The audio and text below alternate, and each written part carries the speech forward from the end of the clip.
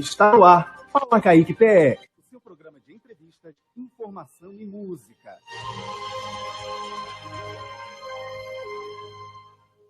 Olá, bom dia, bom dia, bom dia. 12h54, eu estou aqui com as professoras, as doutoras da linguagem, da linguística, da educação, não é isso, Jocelyn? Bom dia, doutora Damares. Damares, professora Damares. Bom dia, Fernanda. Bom dia. Fernanda, que é filha da professora Damares, né? Isso, tem esse privilégio. Professora Damares, eu estou aqui com minha companheira da rádio, Jocelyn, que é prata da casa, não é isso, Jocelyn? Sou professora também, muito orgulho, uma profissão que eu abracei, que eu costumo dizer que até nasci professora.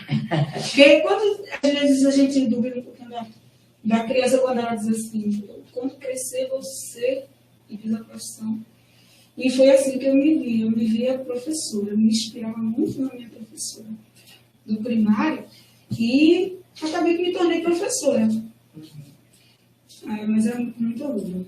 Faço parte da rádio também, faço comunicação, mas a comunicação só entrou na minha vida há 10 anos. E eu acho que eu concilio, né? O meu poder de comunicação, de comunicar, com a pedagogia. Continue, estou verificando aqui, tá? Então aqui a gente já pode começar a escola, porque tem a Alexandra, que também é professora. Então, a aula já vai começar. Eu, ao contrário de você, tudo que eu queria não ser a professora. Eu não quero ser professora, porque ganha pouco, está dessa maneira. Não queria, mas acabei me apaixonando aí com a convivência com a Damares. E hoje eu exerço com muito amor e paixão essa função. Acabou que ela pega a gente, né? Pega, viu? Pega. E ela foi a pegadinha da natureza, não é? Que ela foi substituir uma professora que estava doente. E ela foi, assim, querendo ajudar, né? Assim, de imediato e tudo. Como ela já vivia muito tempo comigo, né? Já tinha... Acho que o vírus bom da educação já estava nela. Ela nem sabia, mas já estava predestinada. O bom vírus. Eu tenho uma filha que ela está se formando em jornalismo, trabalha já na área, mas ela não queria fazer jornalismo. Quando a gente foi fazer a matrícula dela, ela não vou fazer arquitetura. Oi? A gente sai de casa com alta disciplina, né? Eu vou fazer arquitetura, porque é melhor, porque não sei o que, arquitetura, tudo, arquitetura. Primeiro período, essa menina ficou tão angustiada que ela começou a tomar meus remédios, escondido, porque ela não queria, ela não tinha coragem de dizer para mim, mãe, eu não quero continuar. Ela passou, aí ela fez, e você quer fazer o que lá? Jornalismo, eu vou continuar. A gente que é filho, né? A gente convive e acaba se espelhando. Né? Ela me levou, culpa dela, ela me levou, eu tinha 12 anos de idade, ela me levou para a sala de aula dela e a partir daí começou a me conquistar. Mas a primeira coisa que ela ficou assustada, porque ela pensava que ia encontrar uma professora no biru, batendo, calado, não é? Um atrás do outro, olhando o totiço um do outro. E ela ficou ela ficou decepcionada. Ela disse, mamãe, eu vi isso na hora. Você não tem jeito de professor. Tem moral, você não tem moral nenhuma para os seus alunos. Meus alunos aprenderam a ler. Eu fiz uma estante de história infantil. Eu ainda levei um tapete. Aí eles deitavam no tapete, botavam a perna para cima, lendo na sala de aula. Perna para cima, lendo um livro. Aí isso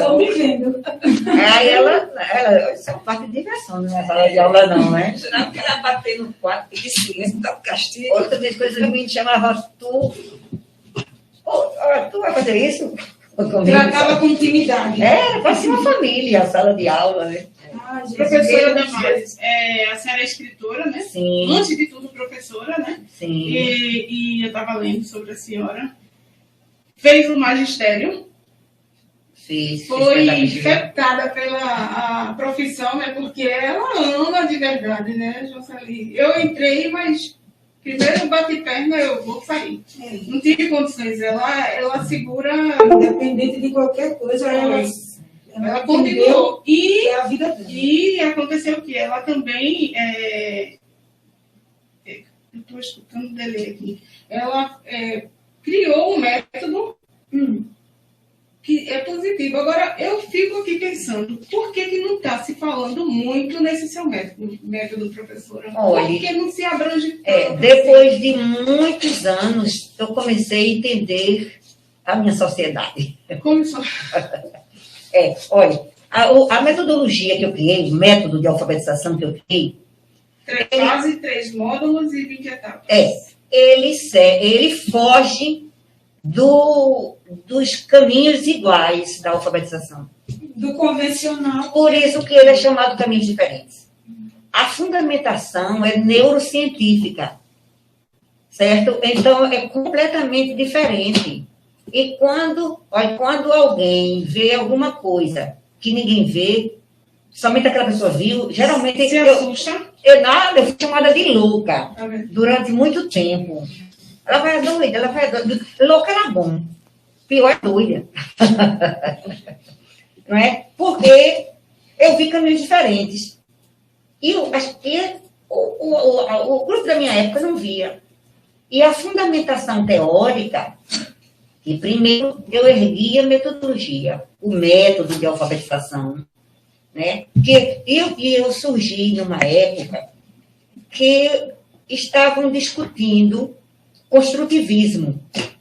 Primeiro, eu acompanhei as diversas escolas de alfabetização do meu tempo. Eu fui alfabetizada pelo método da letrinha ainda, era o alfabético, né? E quando eu comecei a alfabetizar, eu comecei também pelo alfabético. Depois eu passei para o silábico. Depois eu fui para o palavração, sentenciação, método conto, Paulo Freire, e entrei na era construtivista. Certo? Então eu acompanhei as últimas, eu acho que uns 70, 60, 70 anos de alfabetização no Brasil. Certo? E como eu comecei a alfabetizar muito cedo, porque eu nasci no bairro de Casa Amarela, naquela época só tinha uma escola pública lá em Casa Amarela, né? E tinha umas escolinhas reunidas, pequenininha. E a escola não era para todos ainda, né? E quando o pessoal viu que eu sabia ler, que eu estava na admissão ao ginásio, eu ainda sou pequenininha, imagina naquela época. Né? Então, sabe, rapaz, a filha do pastor Mário já está na admissão, e ela é tão pequenininha, mas eu já era velhinha, mas eu era muito pequena. E quando uma senhora lá abriu uma escolinha, e faltava uma professora, que tinha sido uma promessa que ela fez. Aí disseram, rapaz, chama a filha do pastor, que ela já é admissão, pronto. Naquela época, quem era a terceira série ensinava o quarto ano, a quarta série. Então, eu dou admissão, né, num bairro humilde, e me deram uma palmatória e mandaram eu ler, eu lia muito bem, né, eu tive excelentes professores, muito bons, meus professores, né, do primário naquela época. E eu lia muito bem, dominava as 4 operações, sabe? Pronto. Diferente de outras crianças, de outras pessoas na época. Se destacava. Até porque eu já era leitora. Então, eu assumi uma sala. Eu dei fotos ainda. Depois eu vou mostrar para vocês a foto. Eu era menor do que meus alunos. Era menor. E pronto, a minha história começou em alfabetização, da palmatória à neurodidática da alfabetização, né? Ou alfabetização neurodidática. Então eu sempre converso com a Fernanda, eu digo que não foi o caminho, não, foi o caminhão, né, Fernanda? Então, no caminho desse caminhão, aí nós nos encontramos e começamos a parceria, porque Fernanda começava a me criticar, mas era uma crítica sadia, construtiva. não existem os críticos, né? De alguma coisa, ela era crítica, né? Ela dizia, esse, por aí, esse aqui tem melhor. Então, a partir do tempo que ela se envolveu, né? Começou, quando ela foi alfabetizada, ela começou também por caminhos diferentes, né? Por caminhos iguais, ela não alfabetizaria. Não é por caminhos iguais. Até porque, por caminhos iguais, o caminhos diferentes, como ele é... Ele gera um prazer, né? Gera prazer. Gera um prazer em quem aprende e quem media essa aprendizagem. E porque eu ainda pensei em colocar o nome desse método de alfabetização de gente. De gente. Porque as pessoas têm a mania de dizer que ele é para alunos atípicos, que têm algum comprometimento, não é? E tem uma deficiência intelectual. Não é. É para a gente. Independente disso. Agora, funciona para alunos típicos, que a gente não chama mais aluno normal, porque de perto ninguém é normal, não é? Como é que a gente é anormal numa sociedade anormal? A psicologia diz que toda a normalidade é normal quando o estímulo é anormal, né? Então nós começamos alfabetizando e aprendendo, porque tanto eu como Fernanda, nós aprendemos muito ensinando.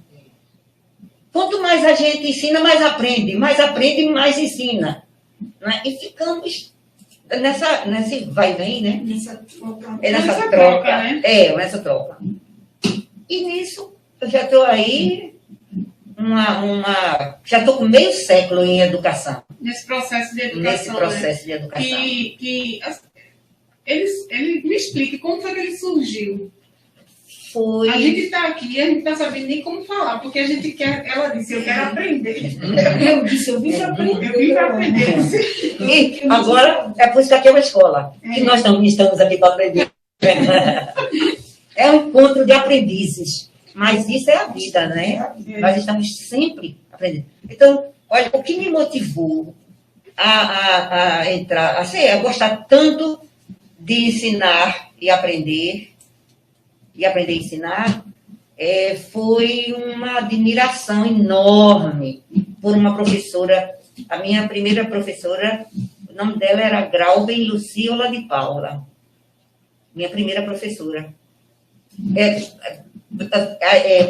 Professora já na escola pública, porque antes eu tive outras professoras que batia, né? Ainda estava lendo assim de aqui. Letra essa, na integral, ela levava um burro.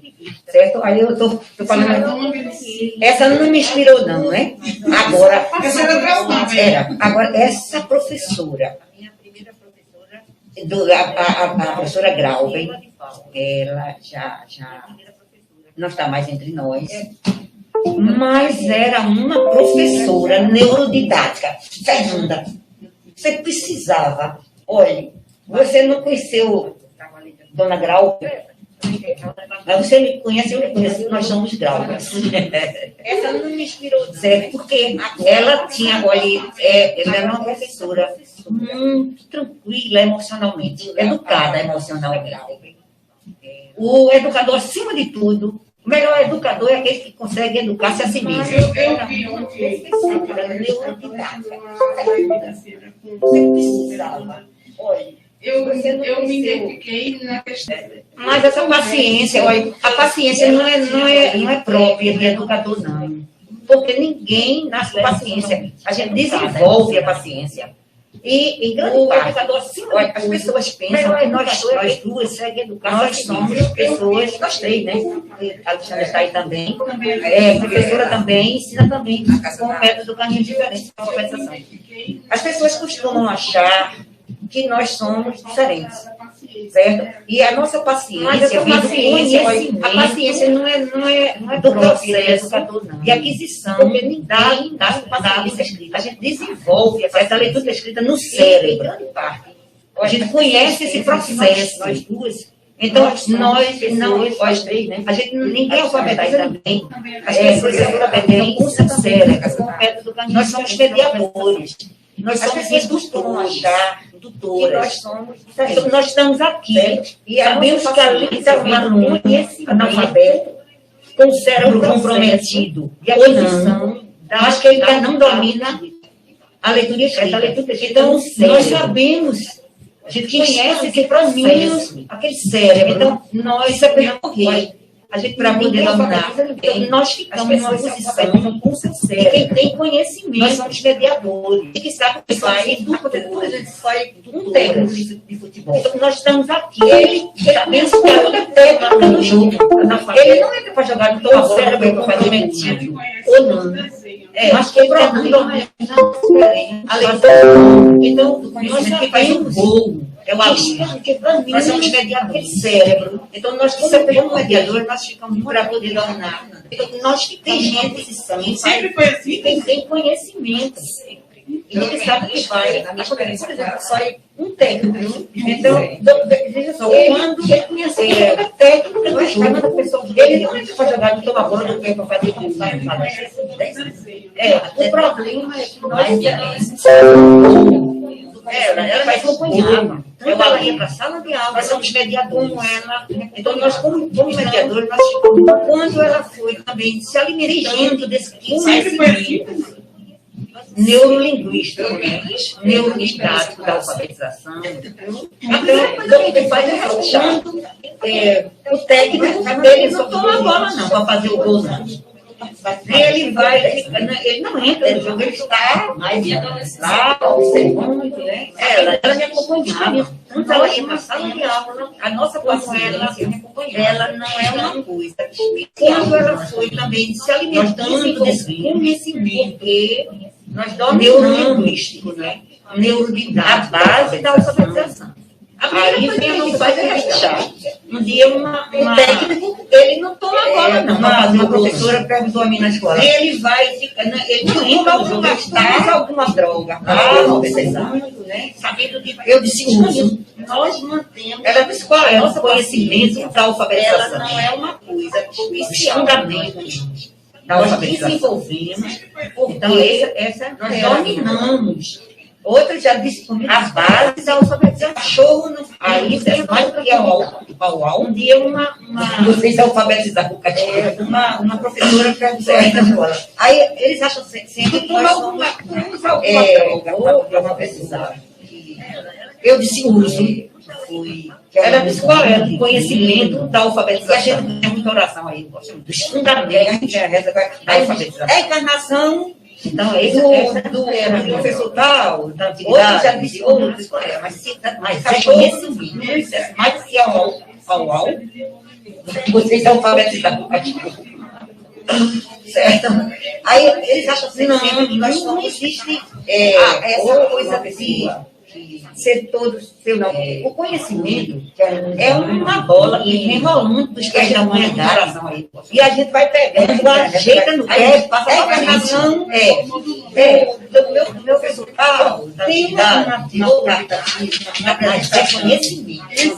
Isso aqui, quem apresentou meu livro foi um dos maiores neurolinguistas do país. Os maiores não existe esse caminho de Luiz Carlos Calhado. É uma bola que vem rolando dos pés da humanidade. E a prefaciou, eu ajeita no pé, nossa, ele prefaciou esse livro.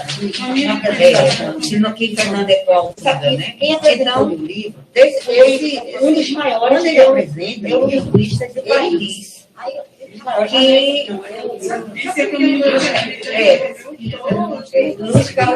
Luiz Carlos Calhado. Quem prefaciou ele? Porque a gente faz mais escola. Ele prefaciou esse livro. Então, quando ele apresenta, ele hoje que eu sou uma referência nas universidades. Quem faz pedagogia hoje, e outros cursos de pedagogia.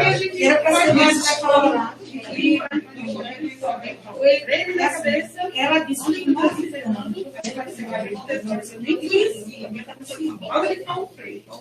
eu perguntei até o nome mais dela. Então, já falamos hoje, não sei se já está hoje eu não está dando aula. Ele faz pedagogia hoje e outros cursos de pedagogia publicados sobre ele quer publicar Ela disse que uma revista internacional de ciência, certo? E ele estava dando aula hoje. E ele falou na sala de aula, no meio de Fernando. Então, já falamos hoje, agora, porque não foi cientista trabalhando acerca, e houve uma aula, que ele está estudando como professora e da Secretaria de Educação do Recife. Eu fiz uma proposta sobre eu queria alfabetizar todos os meninos. Eu pedi um ônibus elétrico, uma carcaça de ônibus elétrico, e ele estava no Zé Elétrico. E pedi um cavalo de aço para de aula. Aí nós ficamos no projeto. A metodologia era transformar a carta de ônibus elétrico numa oficina de alfabetização. E o carro de aço puxava. Eu chegava na escola, tirava os meninos que estavam aí da educação utilizada, na aprendizagem da leitura. Eu queria alfabetizar, faria um trabalho, né? Eu via um trabalho de imersão de voz elétrico, alfabetizava, e eu falava que eu fiz isso. Na escola comandante, no projeto, escola estadual, era transformar. Eu fui a carcaça de ônibus elétrico na década de 90. Oficina de alfabetização. Eu alfabetizei 92 meninos de aço puxar no ano. Eu chegava na escola, a escola ela me deu uma dificuldade na aprendizagem da leitura. Eu fiz a proposta para ele, um trabalho, ele não aceitou, envolvia, disse a mim que eu era muito resistente, porque eu fiz isso, certo? E na escola comum era, mas ele não queria, por quê? Porque tinha fundamentação diferente. Eu tive dificuldade, uma oficina de alfabetização que prefaciasse para puxar. Foi na escola, em São Paulo, na aprendizagem dali, graças a Deus que ninguém fez, faria um trabalho político, e era depois ele me pediu desculpa, quando eu fui fazer a Bíblia, graças a Deus.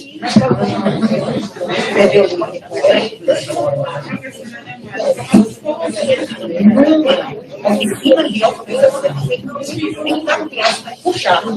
Eu cheguei na escola, dificuldade na aprendizagem da leitura, eu faria um trabalho, envolvia ela, trabalhando ela apenas com alfabetização. Ela é uma teórica que criou categorias, ela falava construção do conhecimento. A gente fica de alfabetização, ela se puxar, nós aprendemos e isso deu na aprendizagem dela, mas ela não se oferece. Eu faria um trabalho, envolvia ela, ela me inspirou porque ela era, porque eu li quase todos os livros que criou categorias, eu queria entender as bases. Então, ela olha uma teoria dela, psicogênese da leitura. Ela escreveu, ela pesquisa, mas ela não viu o doutorado dela, nem qual era a linha psicológica. Psicologicamente a leitura e a expressão. Ela me inspirou, ela começou a dizer, por quê? Porque eu li, quase todos os nós não escrevíamos. O papel preponderante, determinante. Então, ela pode dar uma teoria dela, era psicogênese da leitura. Ela escreveu, ela pesquisou isso no doutorado dela. Qual era a emoção minha psicológica? Não nascia psicologicamente a leitura e a expressão. Emília Ferreira me deu dizer. Porque Paulo Freire também. Nós não discutimos o método de Paulo Freire papel. Paulo Freire usava a palavra que já é o cérebro. Essa sensação que eu tenho que você não é mais. Determinante, viu? Não, mas veja só, o meu método é ideofônico gráfico. É diferente. Por exemplo, não é palavração, não é acentuação, é tudo. É matéria ao mesmo tempo. Viu? Deixa eu lhe mostrar. A Miriam Ferreira me deu um exemplo aqui. Olha. Palavra assim. A palavra assim. Está na casa da Alfa. E é criação sua. É, criação minha. Porque eu queria fazer essa homenagem à Damares. Ela ainda viva. E aí, o que aconteceu? A Casa da Alfa, ela começou a ter uma frequência de crianças, estudantes especiais, ou aqueles que não conseguiam aprender a ler da forma tradicional, ou porque era hiperativo, ou porque tinha alguma dislexia, ou com autismo. Alfabetizei um menino também cego. E aí, o que mais surpreendente é que o método também foi um sucesso com essas crianças. Era um sucesso com essas crianças. Até com criança que não fala. A gente tem alguns autistas lá que não falam, são não verbal. Mas eles conseguem se envolver com o mundo da leitura e da escrita também com o método da Damares. Então, aí, veja só, o que se usava, por exemplo, na ponto de partida do alfabeto, do método alfabético era a letra. O ponto de partida de palavração era a palavra, de sentenciação era a sentença. Ponto de partida mesmo. O ponto de partida do sentenciação era a sentença. De Paulo Freire era a discussão política. Essa foi a inovação que Paulo Freire deu. Mas ele usava a palavração. E o ponto de partida era a discussão política. Certo? Porque, na época, nós estávamos saindo de uma ditadura, né? Então, então, agora, o nosso, como ele é ideofônico gráfico, né? Nosso método, ele tem o mesmo DNA da história da escrita na humanidade.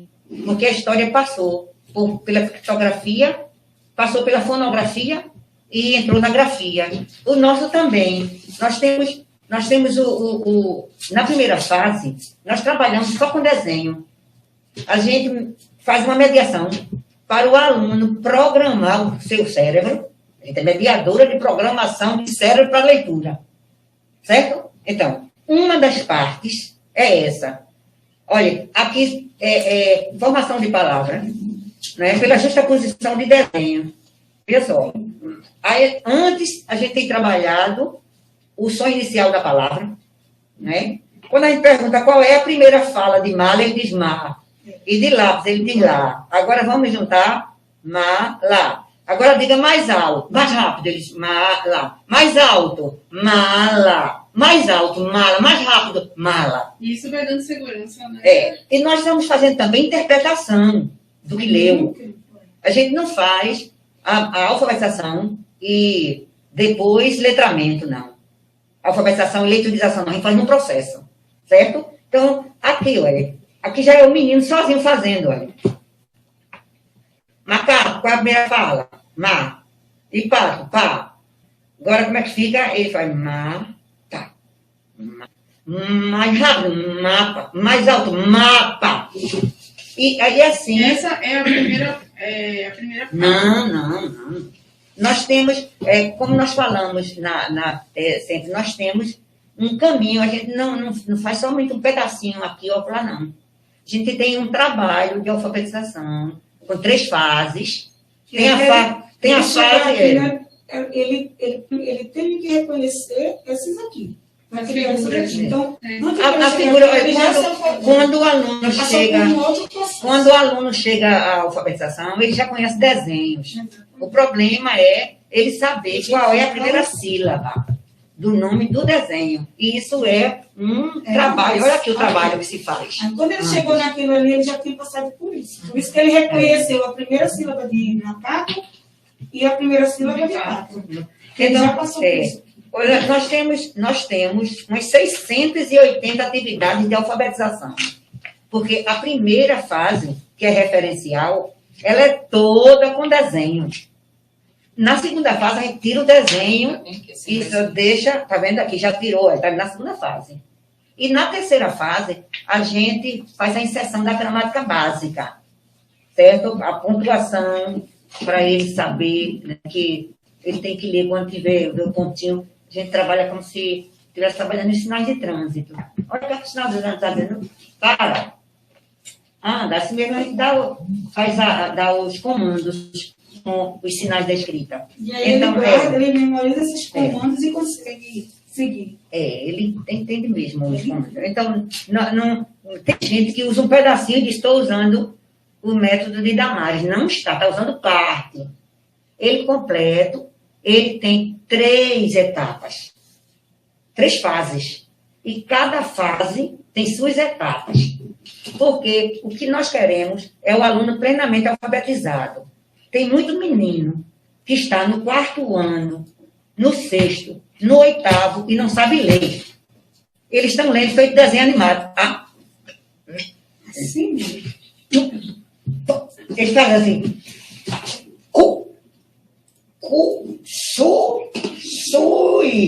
Sui, dado, poeme, dado, pronto. Ele já não entendeu o que leu. Quando ele termina, quando ele conclui, ele já não sabe nem o que é.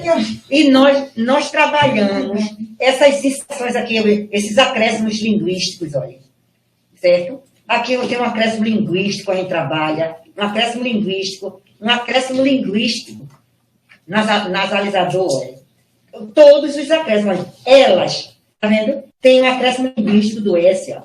Podem, do M, aqui voltar, do R. Quer dizer, nós trabalhamos o processo inteiro de alfabetização. Quando o nosso menino sai, ele sai plenamente alfabetizado, se ele for até o final. Essa é a grande diferença, porque nós trabalhamos todas as especificidades. Com desenho, depois tira o desenho, tá vendo? São 5 livros que a senhora tem. Eu só conhecia 4 aqui. Ele plenamente alfabetizado. Mas eu não para procurar. Para você. A capacitação começa quando você lê o título. Não é? Não é bem capacitação, mas é o... né? O alerta, não é? Aqui é um alerta. Certo? Eu tenho outro que é sobre educação interior e tenho também didático. Eu tenho esse aqui, que já... Esse é o caminho diferente? Ele já está na 5ª edição. Vai para a 6ª agora. Neurociência para educador. Meu também. Meu e da minha amiga Tereza Augusta Pereira de Carvalho. Alfabetizar é fácil, quer saber? Também meu. E voltando àquela pergunta que eu fiz, que no caso do meu, que eu digo que eu não tenho paciência. O que... Está faltando conhecimento. Por que você tem paciência de me ouvir aqui? Por quê? Porque vocês são radialistas. Isso é paciência, ou faz parte da profissão? Não é procurar a melhor pergunta, ouvir. Você não me deu nem um grito ainda, nem ela. Está entendendo? Então, essa paciência é intrínseca ao conhecimento do trabalho que se faz. É intrínseco. Um profissional bravo é porque ele não domina a profissão, as especificidades da sua profissão. Ele berra, dá grito, dá piti. E aí, quando a senhora, no início da sua fala aqui, sobre o exemplo que ela teve de achar que a professora tinha que ficar ali, sentadinha com o outro, batendo na banca e chamando a atenção dos alunos que estivessem no quartel. Aí vem essa questão. Não é a paciência, é você conseguir perceber que você tem meios de conduzir aquelas crianças. Aí eu fazia isso aqui, eu faço ainda, eu tenho esse projeto aqui, leitura no playground. É fora da sala de aula. E eu percebo o interesse da criança. Ela está à vontade. Tem criança deitada, tem criança... Tem umas em grupo, tem uma... Está bem à vontade. E é uma leitura que se torna prazerosa. Pronto. Que foi o que você viu diferente quando ela foi dar aula e viu que era prazeroso. Né? Olha, depois que eu fiz pedagogia, né? Eu me desprofessorei. primeira vez a senhora falando. Olha, desprofessorar. Eu não consegui Certo? expressar. Eu tinha que me desprofessorar porque aquela bagagem que eu trouxe não servia ao processo de ensino-aprendizagem por caminhos diferentes, né? Então, eu comecei muito a aprender com alguns alunos. Eu tinha um aluno que ele não tirava a bolsa das costas. E ele não queria escrever. Primeiro ano de alfabetização, ele tinha 4 anos e meio. E eu dizia, tira o caderno, vamos escrever. Ele disse, não fazia assim, ó. Por que você está fazendo isso? Ele disse, mas não diga porque você não quer tirar. Ele disse, é porque eu tenho medo de quê? De errar. Eu fiz um princípio. Aqui se pode errar. É um dos princípios eu aprendi com ele. Certo? Então, aqui se pode errar. Tinha outro aluno. Aí ele disse assim, e se eu errar? Eu disse, se você errar, você vai refazer. Veja a carta que nós mandamos para o nosso aluno. Vê aqui, Paula. Olha aí, para o nosso alfabetizando. Prezado aluno, fiz esse livro pensando em você. Quero lhe dizer que aprender a ler é muito mais fácil do que aprender a andar de bicicleta e a nadar. Para aprender a ler e escrever, é preciso pensar e dominar o medo. E a vergonha de errar, porque a gente tem vergonha de errar. Aqui se aprende pensando, aqui se aprende com desenho. Aqui se pode errar para acertar. Seja bem-vindo ao mundo da leitura. Isso aqui é a primeira carta que o menino recebe. É o que vai dar força para ele entender que ele pode. Ele não tem que ter vergonha. Porque existe o erro processual, né? Que faz parte da aprendizagem. Olha, Então, as pessoas estão dizendo aqui, Fernanda é top. Socorro, sua experiência viva do trabalho de Damares. Sou experiência viva do trabalho Socorro, né? Socorro Nascimento. Um abração, Socorro. Fernanda é top, mas é muito diferente. Então, a gente já começa assim. A gente já chega... Aí, um dia, um aluno diz assim, tia, e eu posso errar, isso pode. Aí, outro professor, aí eu fiz assim, professora, e se eu errar? Eu disse, você vai apagar e depois vai acertar. E aí ele botou aquele olhinho bem bonitinho, assim, sorriu, né? Aí eu disse assim, professor, eu errei. Paula, na Casa da Alfa, nossa clientela é uma clientela que vem já muito sofrida da escola. Né? Porque às vezes a escola ela não sabe lidar com aquela diferença. E aí tem essa questão, Damares, que a gente aplica muito bem na Casa da Alfa, de deixar o menino à vontade. Né? Tem uns que saem lá, hoje foi o meu melhor dia do mundo na Casa da Alfa, porque a gente tenta falar a linguagem dele. Com essa pandemia, eu atendo muitos online também, né? E aí, estava lá online, já tendo o irmão do mais velho, que tem autismo, a mãe disse, Fernanda, o meu mais novo está com problema em matemática. Vê o que você pode ajudar? Aí ela chegou e disse, olha, Fernanda quer conversar contigo sobre a escola. Aí ele olhou sem querer sentar. Eu disse, não, tua mãe errou, deve estar cansada. Não quero falar sobre escola, não. Eu quero falar sobre aquele jogo, rapaz. Como é mesmo o nome daquele jogo? Aí ele como é o nome? Blotox, sei lá como eu esqueci agora. Tem um nomezinho aí. Sim, é esse mesmo. Ele já sentou. Eu nem conhecia. Já não, conhecia não. Mas eu tô achando. Sou meio que uma atriz. É esse jogo mesmo. Como é que é? Então, falando a linguagem dele, ele já sentou, isso pela telinha, né? Já conseguia atrair a atenção dele. E aí, como ele estava com alguma dificuldade em matemática, foi bom para mim, porque esse jogo tem umas compras de personagens, de armadura.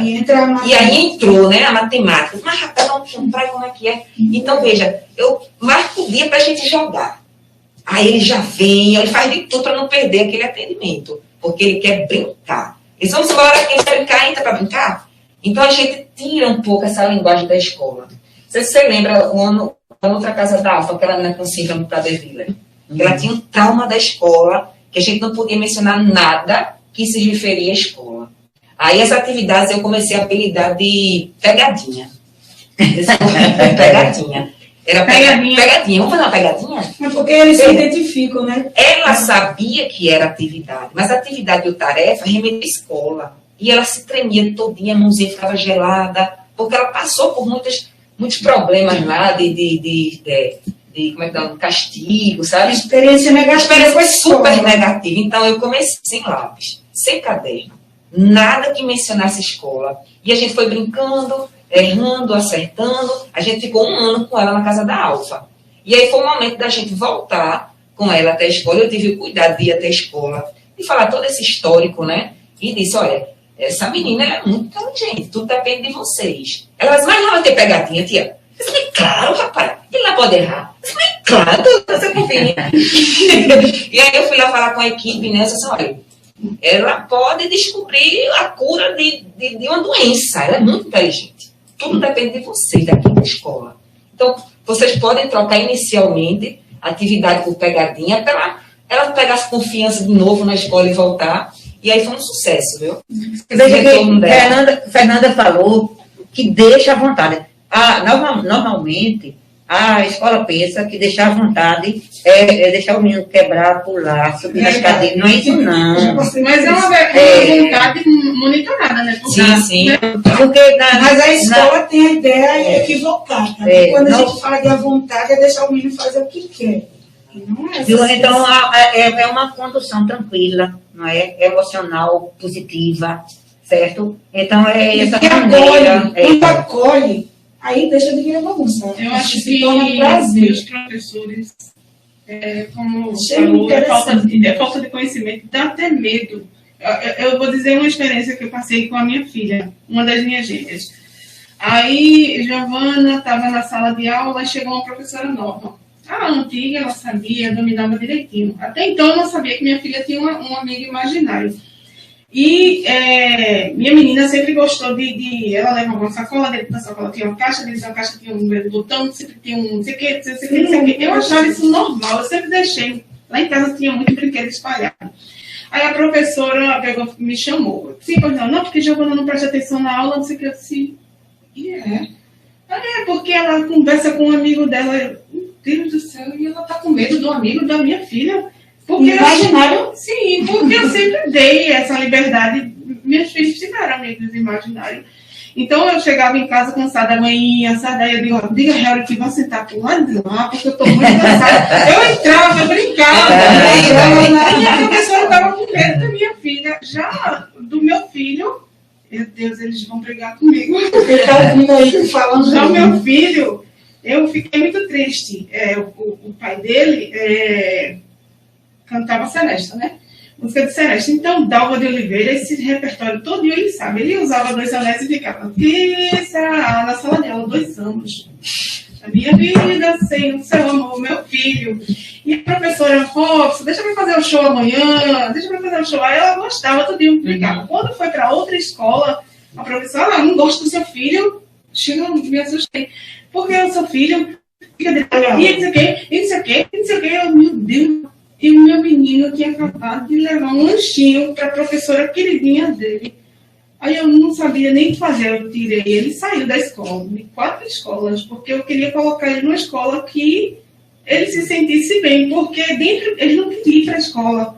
Dentro de casa ele se sentia bem. Eu viajava nas brincadeiras dos meus filhos. Lego era direto no chão, então eu sentia essa diferença, que as professoras tinham medo de enfrentar essa realidade que vocês enfrentam. E é tão que a gente nem chama de enfrentamento. Não é porque ele é tão natural. Desafio, dona. Eu gosto de ser desafiado. Meu filho, eu tirei de 4 escolas. De 4 escolas. Vê, a inadequação da escola. Certo? Nós poderíamos fazer outro trabalho desse, outra entrevista, falando sobre a inadequação da escola. A escola ela é anti-ergonômica, certo? Isso é muito sério, esse problema.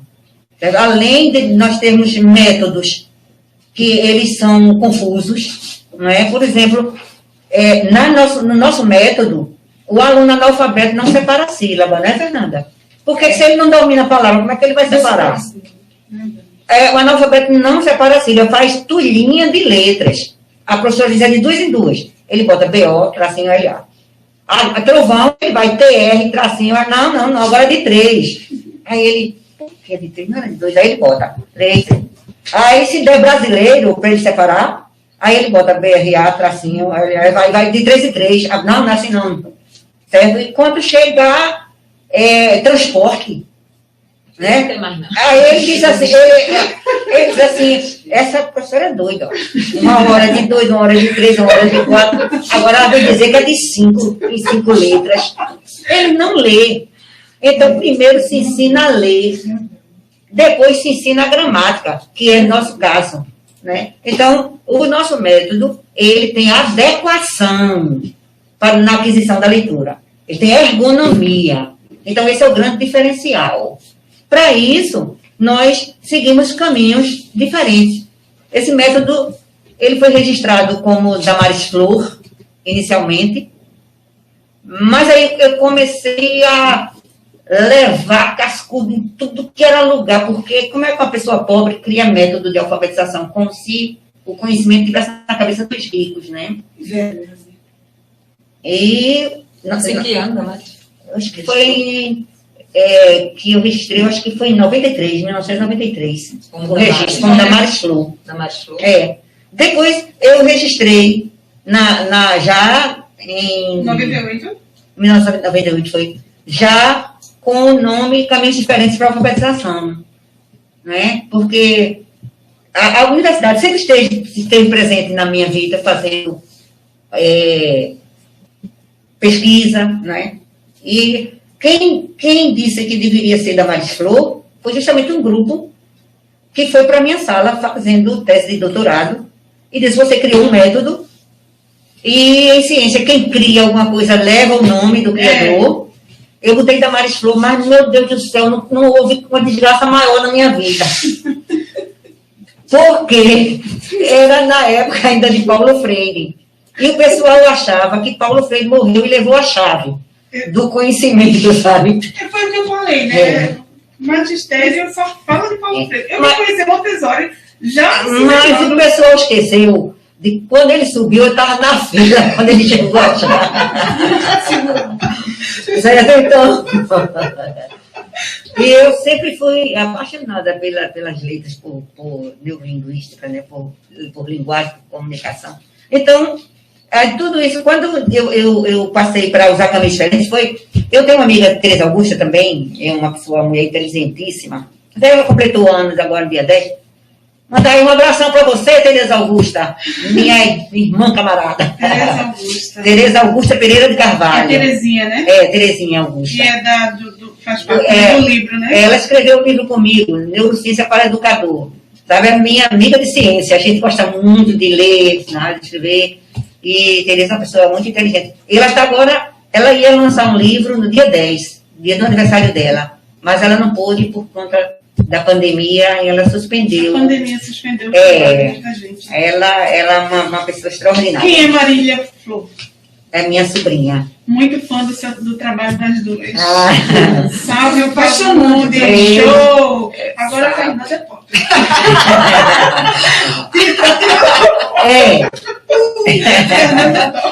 Mas sabe por que elas estão dizendo isso? Porque ela botou um macacão hoje diferente. Se aprontou toda pra vir. Por isso que no meu cabelo. Normalmente ela faz um rabo de cavalo e sai. Hoje ela se arrumou. Porque assim, quando eu estou atendendo, eu tenho que chamar a atenção para minha boca, né? Eu estou falando, entendeu? Então, geralmente eu não uso pulseira, não solto o cabelo. Tira atenção, né? Tira atenção. Esse anel tira atenção. Esse anel. Um risco na parede tira atenção. O atendimento para criança especial tem um pouco de diferença, assim, sabe? A gente meio que se prepara antes mesmo do primeiro contato. Ou presencial, ou pela telinha, porque tem alguns que eu já atendo só pela telinha, né? Mas a gente tem um preparo antes. Uma conversa muito importante. Cada aluno é um aluno diferente. Cada um é. Porque tem uns que eles estranham lugar que nunca foi. Então, a gente já cria uma estratégia para esse tipo. Imagina aquele autista que ele não consegue entrar num ambiente diferente. Então, como é que eu vou conquistar esse estudante para sentar e eu aplicar a técnica? Então, tem todo um preparo. Aí eu preciso saber o que é que faz com que ele se desorganiza, o que é que ele gosta. Então, eu atraio ele para aquele lugar, que é muito importante, porque se ele não gostar daquele primeiro momento, ele não vai depois. Então, tem todo esse preparo, sabe? O que é que ele gosta de assistir no YouTube? E eu começo a me parear com objetos e coisas que ele gosta. Aí ele também gosta de mim. E se coloca sempre no lugar, porque eu acho que o que faz com que a gente crie ela, por exemplo, e a senhora, é justamente a sensibilidade de perceber o que pode incomodar ele, o autista, a criança, e o que pode fazer. Você se coloca no lugar dele e entender a linguagem dele, o que é que vai fazer bem para ele. Aí você estuda ele, o que é que ele. Aí eu estou achando super interessante que ela falando sobre o Paulo Freire, ela disse isso. Porque a criança que é mais humano. Ela descobriu na vivência, porque é a vivência que vocês têm em sala de aula, né, que está fazendo com que vocês criem meios de chegar àquele aluno, a alfabetizar um aluno. Como a senhora faz com essa metodologia, foi a sua experiência de tocar, porque você viu com um caderninho pronto, com um planejamento, e você todo ano usa aquele mesmo caderninho para alfabetizar seus alunos, você vai ter sempre uma decepção. A senhora não trabalha dessa forma, a senhora trabalha... Ela não está me chamando de senhora. Posso chamá-la de você. Eu não gosto de ser chamada de senhora, não. O papo aqui é de educador para educador. De educadora para educadora. E aí eu estou encantada porque eu vejo assim, eu me lembro quando eu entrei, no primeiro ano que eu comecei a dar aula, aquela criança que chora porque é estranha, porque a falta do pai, eu conseguia para lá. Tu é bruxa. Não, é porque você tem que entender. Você está trazendo uma discussão interessante sobre empatia. Empatia, não é? Eu conheço essa palavra. Olha, uma professora que não tem empatia, porque geralmente ferida fere, né? Crianças criadas com violência, né? Eles vão perdendo a empatia, criança abandonada, né? Geralmente eles perdem a empatia. E eles vão ser professor, né? Na sala de aula, ele não tem empatia nenhuma com a criança, certo? E a empatia é uma linguagem, como você fala. Você falou isso em outras palavras. A gente começa a ser acessível. Então, a primeira coisa, um grande material desse trabalho, olha, eu vi Fernanda, eu também sou fã dela, né? Eu amei uma criança, e esse menino não falava. Ele tem autismo, né? Não falava, sabe qual é a criança que eu também não sei. Mas imaginei um pouquinho mais que eu vou conseguir lembrar. Olha, você começou, você falou com a mãe dele o que é que ele gostava, e ele gostava de um carrinho. De um carrinho. Sim. E você começou a usar esse carro. Sim. Certo? Aí começou o processo, mas ele nem falava ainda. Ela ainda estimulou a fala. Quando ele começou a falar, não é, e o trabalho de alfabetização era paralelo à estimulação da fala. Isso. E esse menino falou. E quando ele leu, eu chorei. De vez em quando eu chego na casa da aula, eu choro de emoção. É bem emocionante. Muito emocionante. E aquele aluno que saiu das escolas dizendo não aprende, certo? Esse não aprende. A gente tem um carimbo lá, Paula, qual é a nota? 10. A gente recheia aquele menino de estimulação positiva. E aí, campeão, olha lá, qual é a sua nota? Nota 10, e aplauso. Olha, Socorro, que está nos assistindo agora, Socorro Nascimento.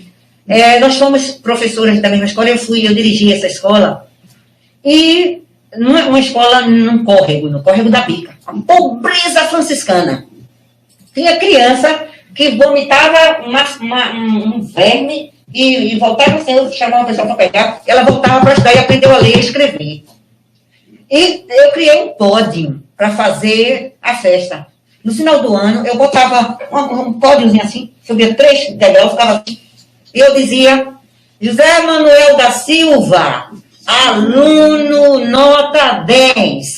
E eu entregava uma medalha. Aluno, medalha, era assim. Eu com o microfone, no pódio, na frente da escola, certo? Pedi o pessoal para botar uma roupa branca para fazer a festa de formatura. Qualquer roupa branca serve. Qualquer uma, pode ser até emprestada. Pode ser do irmão mais velho. Que lá nesse córrego era tão pobre na época que eu estava lá. Né? Um dia chegou um menino que o calção dele tinha aquela... tinha desapegado assim. Não, embaixo. Um gavião tinha saltado. E o menino... Ficou uma saia. Então ele tá com o calção rasgado. E quer estudar, se ele não vai aprender a ler com o calção, com o cérebro. Certo? Então, nós fazíamos essa festa. Da segurança. Quando os meninos liam, era assim que eles eram recebidos. Mas durante o processo, até hoje, Socorro é gestora de uma escola. E outro dia eu visitei a escola dela, fiquei encantada. Particular? Não, pública. Com esse mesmo DNA da empatia. E isso aqui, olha.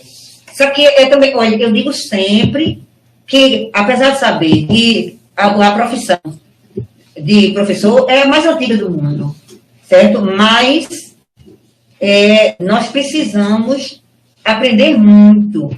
Olha, não foi à toa, esse livro é pequenininho, assim, mas só passei 5 anos no presídio, estudando, dando palestra de educação emocional para os reeducandos, 5 anos, como voluntária, para entender, conversando, sabe? E outra coisa, eu não ficava bisbilhotando a vida dos presos, não. A primeira coisa que eu dizia no presídio não me interessa saber o homem que chegou aqui, me interessa o homem que vai sair daqui. E falava de como é importante o controle, buscar o controle emocional. Certo? Eles mesmos começavam a dizer.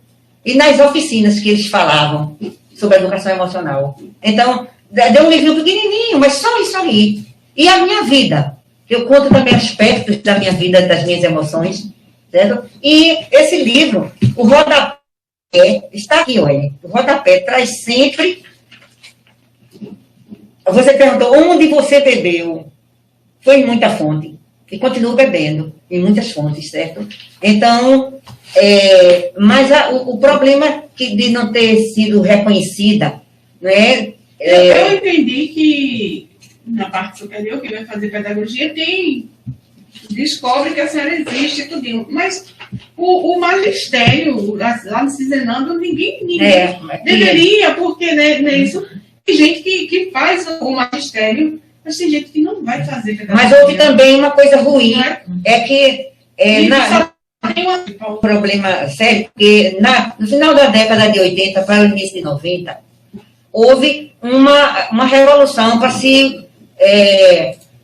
para brigar com o método. Não podia existir método, certo? Como o método é uma coisa tão importante, né? Mas houve uma discussão que não podia nem falar na palavra método.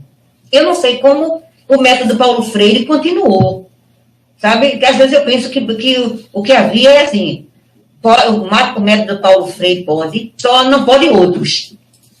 Entendeu? Agora, o meu foi analisado até pelo MEC, mas como a fundamentação científica era diferente, não foi aceita. Era uma questão de fundamentação. As pessoas... Eu tive dificuldade até para arrumar quem prefaciasse meu livro. Eu tive dificuldade, certo? Por conta da fundamentação. Você tem uma fundamentação que já vem se arrastando durante muitos anos, né? E, de repente, você chega com uma fundamentação... É como se fosse desconstruir que já vinha... É mais fácil deixar aí do que seria uma coisa nova que pode estourar. Isso não aconteceu. E Fernanda sempre dizia assim, mas esse trabalho de Damares tão bom, não é possível. Como é que... Ela sempre me achou que eu fui injustiçada em Pernambuco, né? Até eu já pedi para não me enterrar em Pernambuco. Nossa. Quero nada. Eu não quero me enterrar num estado que não me respeita. Tá entendendo? Como pensadora, como educadora, como profissional, certo? Mas a Casa da Alfa, que foi uma homenagem, que no início era Casa da Alfabetização Damares. Foi assim. Casa da Alfabetização. Era Casa da Alfabetização Damares. E eu pedi a ela para tirar, por conta da perseguição. Porque eu estava numa Secretaria de Educação, e o pessoal vai tirar isso vai proibir teu trabalho aqui. E quando você está entre o feijão e o sonho, o feijão foi sempre meu trabalho, né? O método foi o sonho, né? Então, eu dizia assim, vou ficar apagou o meu nome, foi, Fernanda? Da Casa da Alfa. Eu até procurei, aí Casa da Alfa, eu imaginei que era do alfabeto grego, eu disse, não, mas era Casa da Alfabetização Damares. Certo? Então, eu tenho isso aqui. Mas hoje, eu já vejo, mas olha, todo pioneirismo, ele é castigado. Todo pioneirismo, certo? Outra coisa, eu nunca, não houve um momento assim, que eu dissesse assim, vou criar um método, não.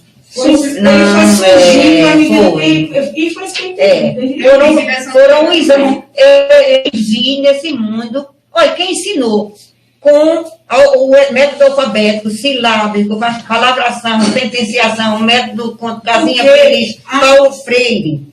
Eu ensinei por todos os métodos. E a sua forma de alfabetizar foi construída ao longo da sua vida. Então a senhora ia perceber, a senhora de novo. Vai pagar R$1 cada vez que me chamar de senhora. Você vai percebendo ao longo da sua interação com as crianças que tinha tal forma que ele absorvia.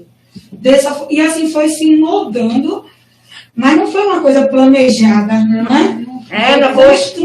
Foi essa questão da empatia, né? A empatia. Eu adoro gente. E gente pequena. Eu gosto de cachorro, gosto de gato, eu gosto muito da vida. Olha, dificilmente você me vê triste. Precisa ser coisa pesada mesmo, sabe? Para poder eu baixar a cabeça. Mas eu sou tão feliz, tão alegre assim. Uma coisa dentro de mim. Que às vezes eu acordo sorrindo. Eu digo assim, por que eu estou sorrindo?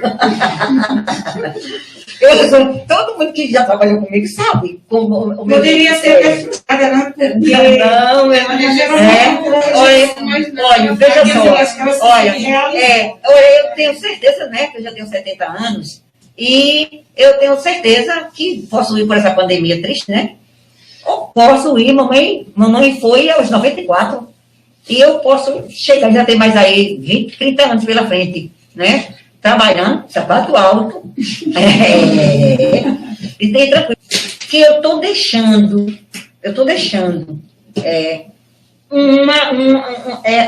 olha, Fernanda me deu esse prazer enorme de ter entrado. Eu digo sempre, ela é uma continuadora do trabalho. E ela é muito jovem, tenho certeza absoluta que a pandemia não vai, esse maldito vírus não vai chegar. Todo mundo amém. Então, ela tem muito tempo aí para levar, sabe? Hoje, ela sofreu também quando começou, não foi, Fernanda? Quando ela foi. Esse método, deixa eu ver aqui, fala no método de alfabetização em 3 meses, mas isso é de aluno para aluno, né? Deixa eu responder. Deixa comigo essa hora. Olha, veja só. Eu fiz um projeto para alfabetizar 1000 alunos em 5 municípios. E não eram crianças, eram adultos. Esses adultos, eles já tinham uma reserva de informação no cérebro. A maioria já conheciam as letras, e um já dizia assim, M com amar, certo? Só que ninguém lê. Uma certa noção. Para ler pela letra é muito difícil, né? A maioria das pessoas que são analfabetas conhecem letras. Mas eles querem juntar letra com letra. Tem coisa que dá certo. Se você juntar L com Z e com U, aí dá um nome, Eliseu. Na letra. Mas se você for juntar um M com A, dá M-A. Para você ler Madalena, M-A-D-A-L-E-N-A. Não é Madalena ainda. E não é Madalena, certo? Então, nós pegamos esse tipo de aluno. E o método passa assim, bonito, organizando o que eles têm ali no cérebro, né? Organizando. E eles leem até antes de 3 meses. Quando isso começou, e não fui eu que divulguei, não. Que eu apanhei tanto já para desse método que a vida é caladinha. Não tinha essa moradia, não. Eu tô achando até que eu tô perto de morrer, vocês me chamando para falar. Eu já acho que é despedida. Eu só vivo em casa, trabalhando, eu estou aposentada. Eu vivo lendo e escrevendo. Eu tenho 2 livros para editar, certo? E estou fazendo um trabalho que, quando a gente for para a rua com ele, eu volto aqui para te dizer, para a gente divulgar. Mas essa coisa de 3 meses, a Globo soube.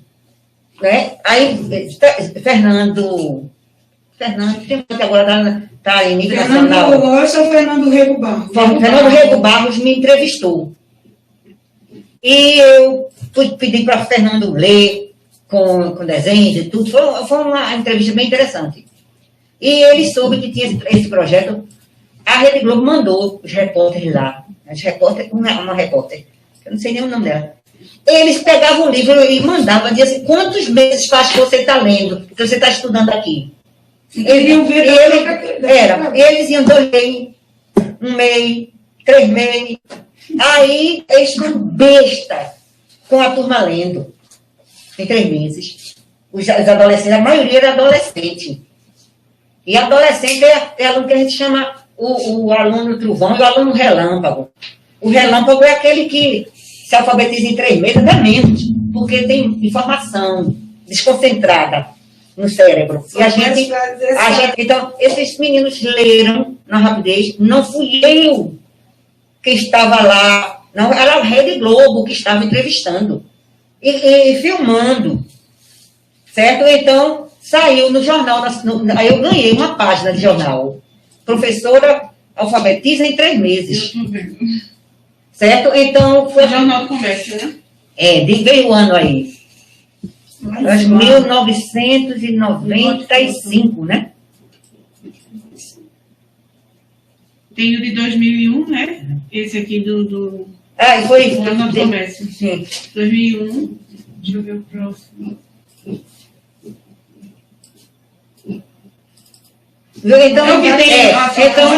Então foi isso aí que me motivou. Eu ganhei uma página no dia do domingo. Eu tinha vindo da Universidade Nacional de Assunção, que eu escrevi esse trabalho. 5 países avaliaram esse método. 5 países. Certo? Avaliaram no encontro internacional. E foi aprovado. E eu fui apresentar lá na Universidade Nacional de Assunção. Mas aqui, em Recife, não foi aprovado. Então, ou seja, esses 3 meses é para aquele aluno que conhece o nome das letras. Sim. E aquele aluno também que lê palavras simples, mas não lê palavras com interpretação nem atenção linguística, não é isso?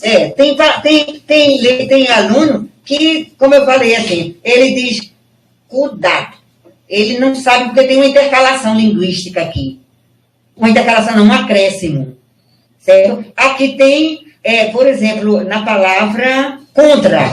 Olha, o tra. Tem o R, que é uma intercalação linguística dentro da sílaba. Certo? Eles não conhecem as especificidades.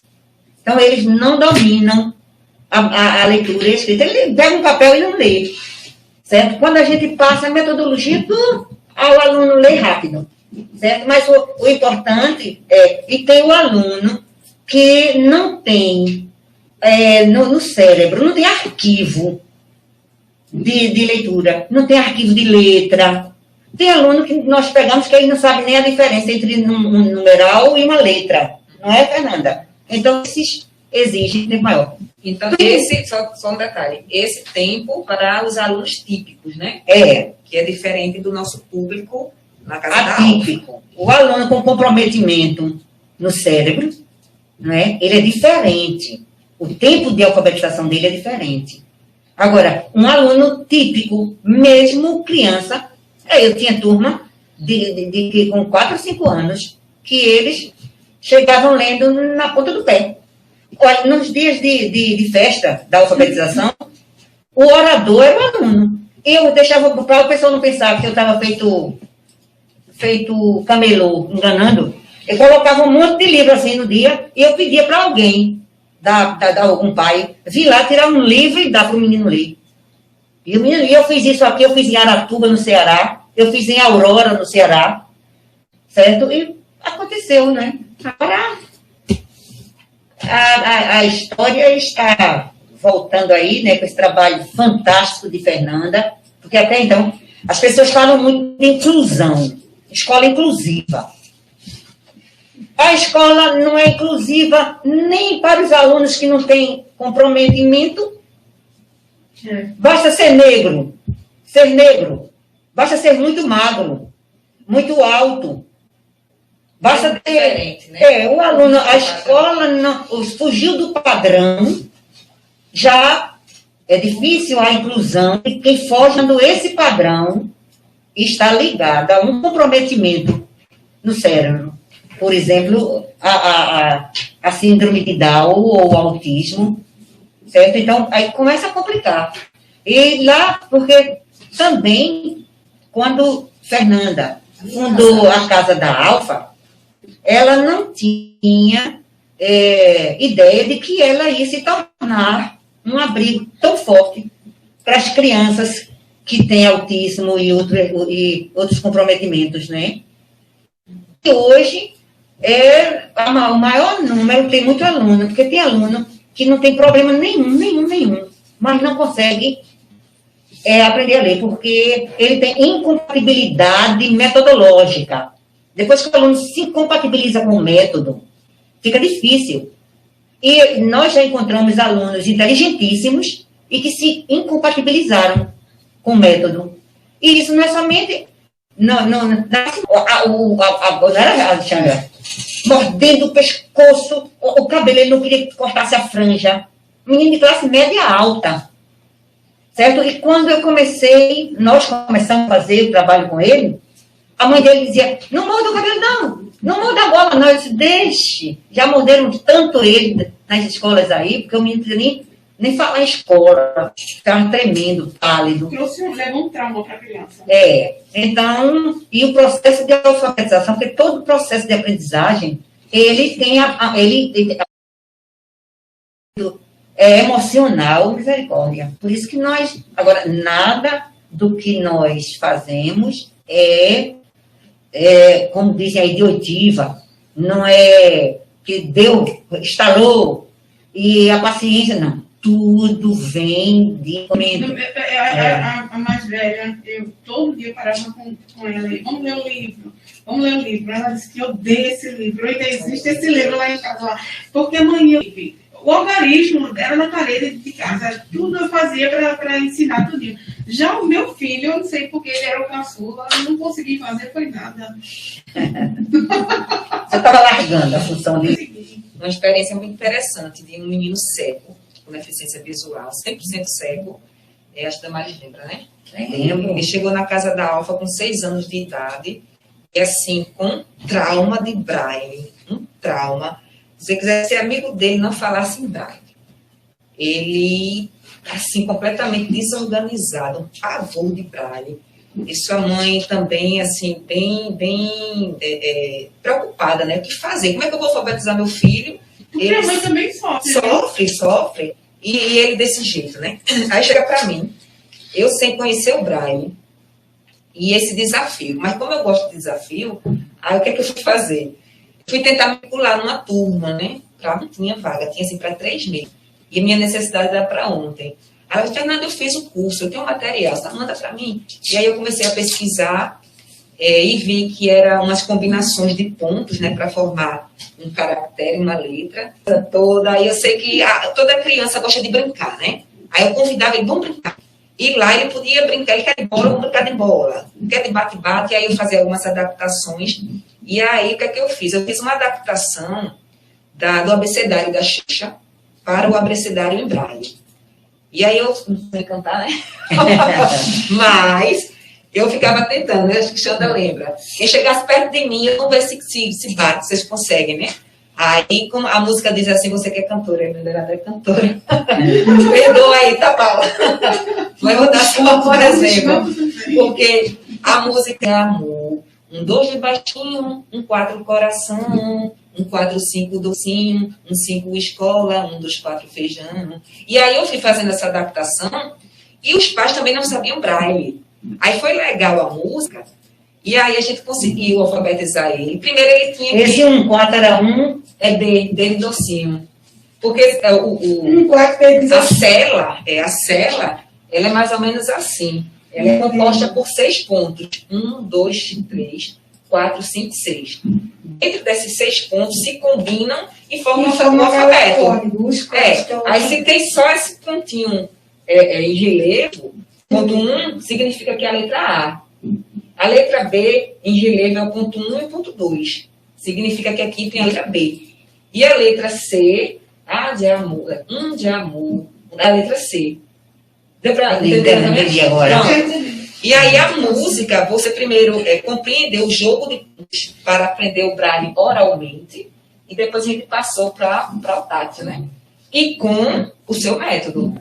Porque o que eu fazia também? Eu pegava e colocava em alto relevo as imagens. Ele não conseguia ver, mas ele conseguia sentir. Ele conseguia sentir. Porque não tem que dizer o primeiro som, né, de coração? Có. Aí passava o dedinho e vinha para o Braille. E esse menino é inteligência. Coisa impressionante.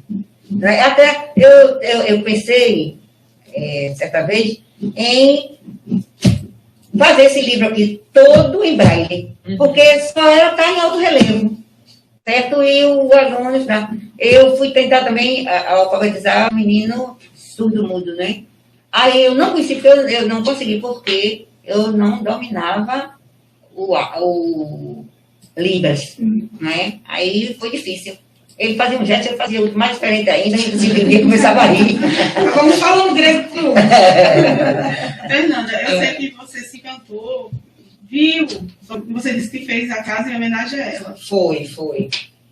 Assim, sempre vinha para mim não também. Não tinha outra profissão na tua mente? Não tinha. Tinha porque eu queria ser igual meu irmão. Meu irmão ele é Charles, ele é analista de sistema. E eu fui fazer matemática, porque eu sou formada em ciências com habilitação em matemática, com o intuito de fazer ciência da computação. Porque ele já era programador, né? Já ganhava bem. Meu negócio era ganhar dinheiro. Queria ganhar dinheiro. Ela sempre dizia a mim, professora, eu não quero ser professora. Aí eu disse assim, pelo menos ela não sabe o que quer, mas sabe o que não quer. Já Aí eu fui fazer matemática para poder depois fazer ciência da computação. Mas nesse meio termo, eu comecei a ajudá-la, né? Nas palestras, né? Que eu era assistente dela. Eu vinha, montava, ligava o computador, deixava tudo prontinho para preparar ela para as palestras. E aí foi onde houve a contaminação, né? E aí o que aconteceu? A minha irmã grávida, só que ela teve um probleminha na gravidez e não pôde assumir. Eu disse, não, Carla, fica aí que eu vou assumir a turma. Aí eu cheguei para ela e aí, o que é que eu faço? Aí ela começou a dizer, você faz assim, assim, assim, assim. Então foi o meu primeiro contato com uma turma de adultos. E aí, no paralelo também, aí quando chegou no meio do curso, eu disse assim, rapaz, eu não quero mais não, matemática. Eu vou terminar e vou fazer psicopedagogia. E aí foi o que aconteceu. Aí eu terminei. O sorriso virou avenida, não foi? Porque, veja só, Paula, olha, a alfabetização, não é? O alfabetizador é o professor do maior invento cultural da humanidade. Foi a escrita. Maior invento até hoje. Não tem um invento maior da humanidade do que a escrita. Certo? Então, o que não é nada errado com a profissão de alfabetizador. Errado está o nosso salário. E outra coisa, você tem uma escola, seja gestor de uma escola, ninguém quer ser alfabetizador. Quando chega um professor novo, que nunca ensinou o cachorro a se deitar, mas diz logo a data uma de alfabetização para ele. Parece que é um castigo. Certo? Quando... E entenda que esse castigo que eles sentem, que as crianças sentem, que está sendo mesmo. Aí fica o professor, vai alfabetizar gritando. Você não está prestando atenção! Eu não já falei! Eu ensinei a palavra bola ontem. Hoje eu misturei a palavra bola com outra, você não sabe mais? Certo? Então fica o professor fica tensionado, estressado, certo? Para alfabetizar. E sai arrastando, aí ensina a E, I, O, U, e começa do A, E, O, U. O menino... Eu tenho uma amiga que ela diz muito que meses eu só tinha ensinado a E, I, O, U, e os alunos de Damares já estavam lendo. Aí ela, Damares, o que é que tu fazes? Não é? Como é que tu vai... Aí, olha, eu só vim notar que eu tinha criado um método quando as pessoas começavam correndo para a minha sala de aula, depois começaram a espalhar, a universidade mandava o pessoal vir buscar subsídio na sala para... Quando os pesquisadores vinham trazer subsídio, eu, muito curiosa, tem um movimento muito forte na época, Pernambuco e Rio Grande do Sul. Eles estavam com a discussão, em todo o país, esses dois estados, eles eram foram vanguarda na discussão da alfabetização, né? A curva da vara estava se movendo para outro lado, na alfabetização. E como eu gostava muito de alfabetização, eu lia os referenciais teóricos, a rede de educação de Recife tinha um processo muito bom. Eu tenho mais de 500 horas de capacitação na rede, certo? Então, foi assim, era um movimento, né? muito efervescente, né? Em alfabetização no final da década de 80 para o início de 90. E eu estava lá, participando, porque eu comecei a alfabetizar, eu tinha menos de 13 anos. Certo? Por isso que eu digo que já estou com mais de meio século na alfabetização. Então, se eu não tivesse amadurecido, eu teria apodrecido. Não é? E hoje era uma pessoa iluminada. Obrigada. Eu não queria... Olha, tem uma amiga minha que aposentou-se em educação e disse, se minha alma tiver vergonha, depois que eu morrer, não sobrevoa uma escola. Eu digo ao contrário. Se eu for cremada, joguem as minhas cinzas sobre uma escola, para ver se o vírus pega, o bom vírus. Não é? Porque eu adoro escola. Quando eu chego na escola, é mesmo que eu tenho entrando, eu viro peixe entrando no aquário. Eu já começo a nadar. Eu vou na sabe? Então, porque eu acho que eu entrei, assim, porque como eu entrei no magistério, não sei. E depois eu disse, não dá para ficar não. Ainda bem que você correu e veio para o seu lugar. Seu lugar é na comunicação. Já tinha saído, eu fui para o magistério, depois fui para turismo. Não, vou voltar pro rádio. A comunicação é a praia dela. É a sua praia. E a gente agradece muito pelo convite, né? Foi um presente de Natal que você nos deu. E a gente vai ter uma segunda parte, né? Lá na quarta-feira, no Shopping do Mar, se Deus quiser. Mas eu queria que a senhora falasse só um pouquinho sobre... eu estou aqui com a página de jornal, eu não consigo ver a data. Desenhos são o ponto, tá escrito assim, de partida do ensino. Só tem que fechar. Porque nós alfabetizamos com a fase referencial, que é uma fase para programar o cérebro do aluno para a leitura. Certo? Pode ser que ele esteja sendo redundante, mas é porque dá vontade de não deixar ele embora, né? Essa fase referencial é o desenho. Olha, a comunicação, ela tem 3 simbologias, não é? Ao longo da história, que é o desenho, né? A fala e a escrita. Foram processos de 3, 4 mil anos de um ou mais de um para o outro, né? Então, eu utilizo o referencial, justamente o desenho, ele é a ferramenta, ele é o instrumento para programar o cérebro para a leitura. Opa! Um coração e um pato. Opa! Ele vai ler uma mala com a casa e um coração. Eu uso o desenho, Fernanda usa o desenho, nós usamos o desenho, Alexandra usa o desenho, para a gente programar o cérebro do aluno. Para ler palavras de sílabas, trissílabas, polissílabas, a gente prepara o cérebro para ler com a intercalação, que é a letra dentro da sílaba ou fora da sílaba. Coloca a Paula para ler essa palavra, só com desenho. Vai, Paula. Lê aqui, Paula. Primeiro de pato. Tá. Primeiro de tatu. Tá. Primeiro de dado. Tá. Primeiro de picolé. De casa. Dominó. Junta. Mais rápido. Isso. Agora, esse jeito, o meu filho, Robson, minha mãe comprou um livro da Testemunha de Jeová e tem esse jeitinho de vocês. Eu acho que eles estão copiando, mas foi muito interessante. Agora eu estou... E a ilustração, acho que incentiva a tentativa. Ele vai tentar ler com prazer, porque se torna divertido. A gente agora tenta ler e a gente percebe como é divertido aprender. Aí, a outra coisa, que o desenho, ele não é apenas um instrumento para a leitura da palavra. Da palavra de sílaba, trissílaba. Ele é instrumento para todo o processo. Da letra ao texto, certo? Todo o processo.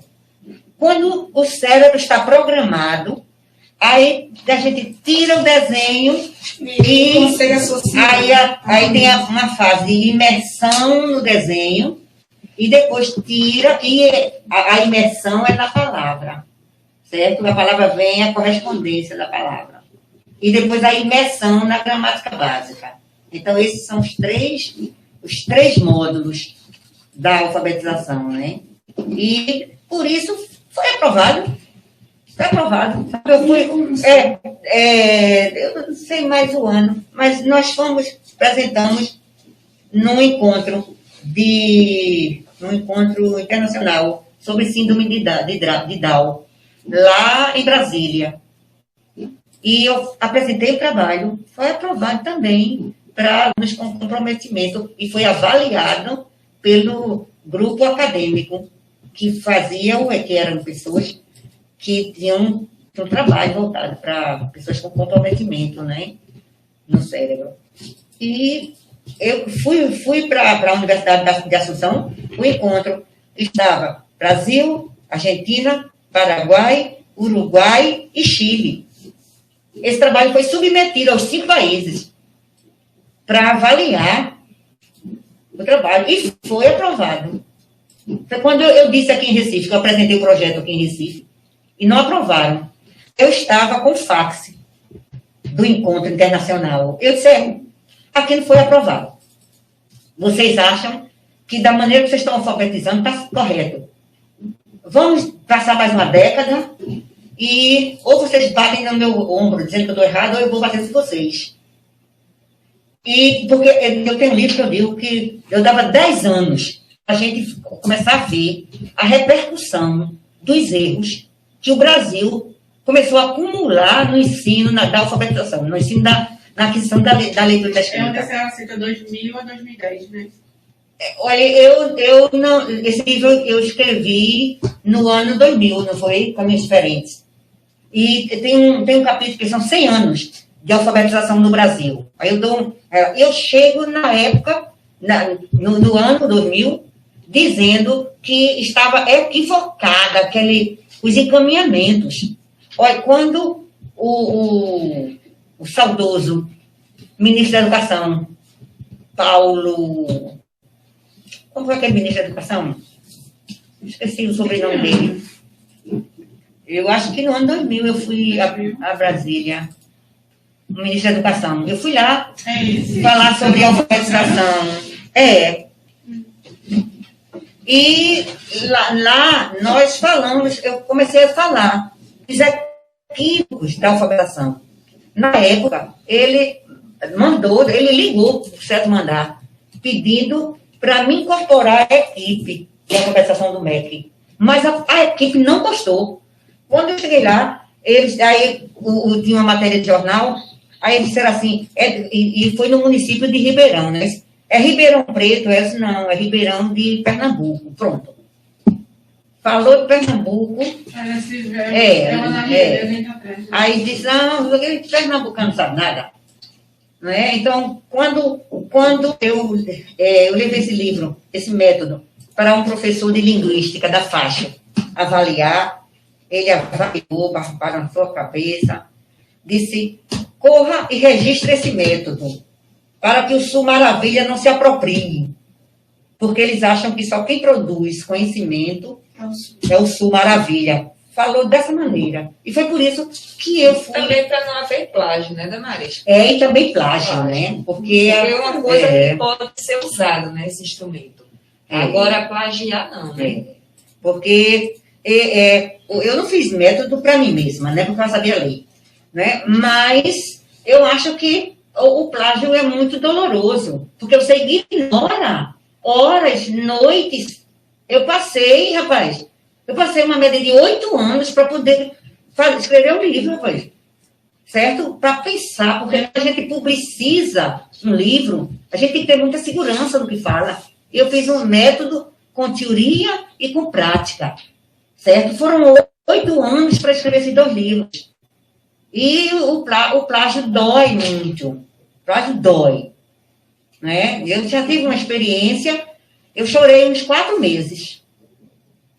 Sabe? Porque foi muito difícil, muito doloroso, dói muito, sabe? Você custa nada. O livro que a gente escreve está aqui, as referências. Aqui, ó. Custa nada. Uma das coisas, olha, que é referência, gente. Não custa. Nós não criamos, nós modificamos, nós melhoramos, nós alteramos. Não é? A criação científica é como os pais e filhos, né? Nós viemos dos nossos pais, né? Você vê, eu nunca imaginei que Fernanda seria minha companheira de trabalho. Não, quem jamais queria ser professora, porque ganhava pouco. Certo? Então, aí hoje eu vejo quem não é brilhando, não é porque ela é minha filha, não, mas ela é brilhante, é preciosa. Sabe? Porque ela se dedica a essas crianças. Olha, ela e a Alexandra estão lá no dia a dia, né? Com esses meninos. E é um trabalho encantador. Encantador. Encantador, porque você sabe conduzir. Ela se descobriu. Hoje ela não consegue se ver fazendo outra coisa. Se desligando, né? E outra coisa, olha, quem ensina a ler com o método Caminhos Diferentes para a alfabetização, nunca mais volta. Não muda, não. Não muda. Porque é uma relação direta, é uma relação dialógica. certo? E com efeitos, porque não adianta você não ter resultados. Né? A gente leva o aluno a refletir sobre a leitura, a escrita, sabe? Sobre as partes e sobre o todo. E é um self-service da leitura, sabe? Ele é não é apenas um prato, né? Porque quando você me pergunta por que o desenho? Porque o desenho é a armadura. É como, eu costumo pensar assim, para fazer o tijolo, não tem uma forma, né? E depois, quando puxa, está o tijolo, né? As dentaduras também não tem, e depois tira, tá lá, pronto. O desenho, ele é esse arcabouço. Não é apenas representativo, não. Sabe? Ele é muito mais que isso. O aluno programa o aluno. E como interessante, a gente diz que é uma ligação entre desenho e escrita, mas não é. É porque a comunicação, ela tem o significado e o significante. Vocês sabem que vocês fazem comunicação. Quando eu penso, aqui não tem palhaço. Eu pensei palhaço, todo mundo tem palhaço aí. Certo? Eu digo navio. Todo mundo tem um navio, né? Então, esse navio que está no cérebro, ele é o significado, é o conceito. Agora fala, navio, é significante. Então, a palavra, ela já é composta de cara e coroa. É significado e significante. E nós vamos nessa mão da comunicação. A gente trabalha significado e significante da palavra, né? E estamos também nesse paralelo com a filogenia da escrita na humanidade, né? Aí a gente... E a gente, no próprio curso de pedagogia, vocês lembram que eu disse assim, que a gente aprende que o bebê, quando ele fala que o nome era Gabriel, expressar o nome, mas ele sabe, cadê ele? E ele não aprende a falar, já diz cadê não. E ele não diz cadê. Ele começa dizendo deia. Deia. A tadeia. Chega lá, mas a figura quer dizer, você vê, ele não é penalizado com nota. Não. Vai chegar lá. Ninguém bota para ele falar. Mas, olha, se a escola ensinasse a andar, tinha tanta gente paraplégico. Porque não pode fazer isso, não pode fazer isso, não é? Então, é muito... A gente para e começa a comparar, né? De fala, de construção da fala, que não é castigado, não tem nenhum castigo. É o processo. E é tão interessante. Eu tenho uma sobrinha que ela dizia gacalé, começou a dizer o gacalé. Ela estava dizendo...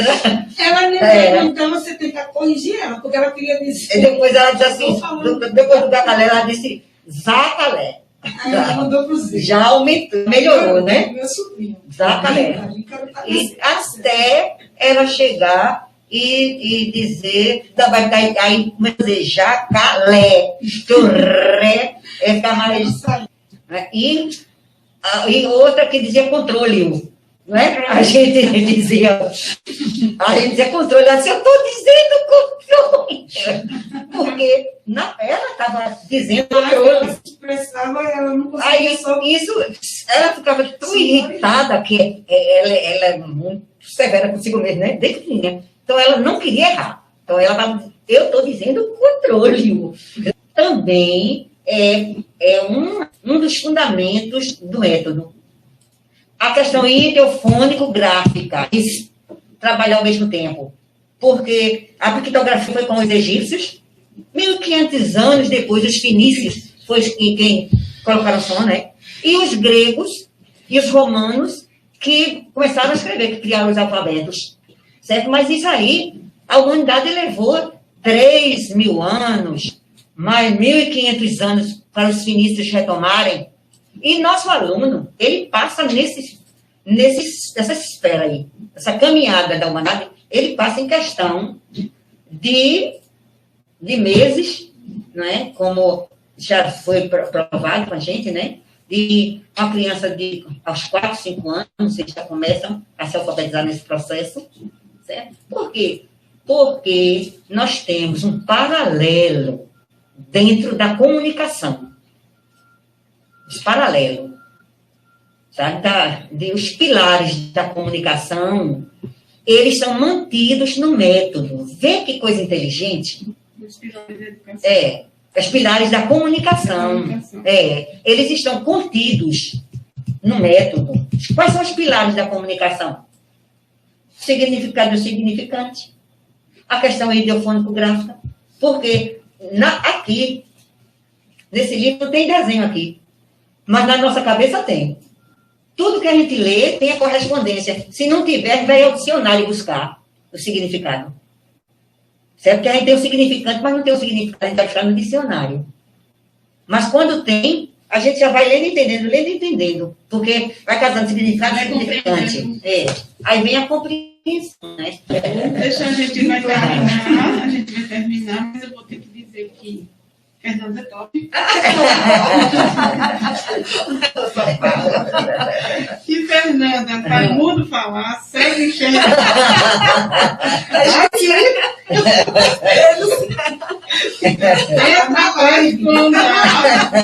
O trabalho dela leva as crianças e a família a um nível de felicidade que só sabe quem passa por tal experiência. Mas Fernanda é top. Obrigada. Marília Flor. Você chama assim, reconhecimento. Com esse sobrenome da Maria Flor. A gente está alfabetizando o caçula dela, Lorenzo. E eu tenho um amigo que ele participou até do programa Estreia, Alexandre Nascimento, Carlos Alexandre Nascimento. Ele descobriu que o filho tem autismo. Sim. E só depois que ele descobriu o filho dele, acho que estava com 2 anos trabalhando meus filhos. Ele descobriu que ele é autista. Aqui. O pai. Ele hoje tem esse eu vou com ele para ele fazer uma live, porque ele, além disso, é comunicador. Ó, Alexandre, compartilhar. Sim. Tá, lê aqui o projeto compartilhar. Projeto altíssimo. Sempre essa chamada de vidas, vontade. E aí ele convoca as pessoas para serem voluntários, mas ele criou esse projeto a partir da necessidade que ele teve de trabalhar o filho, que a mãe não conseguia entender a criança, já tinha perdido a paciência, e ele precisou levar o médico, aí foi diagnosticado. Ele tem muito importante. E aí ele foi passado pelo processo e foi descoberto que ele tem autismo. Foi um caso meio parecido com um professor universitário dos Estados Unidos. Ele foi neurocientista, né? E ele queria ver se tinha algum psicopata na universidade que ele trabalhava. Aí ele fez o teste em todo mundo, certo? Mas ele não olhava nome, não. Tudo assim virado, né? Aí ele olhava só o resultado. Aí dentro da faculdade ele tinha 2 psicopatas, né? Aí ele foi olhar, olhou um, quando ele foi olhar o outro, quem era o outro? Ele.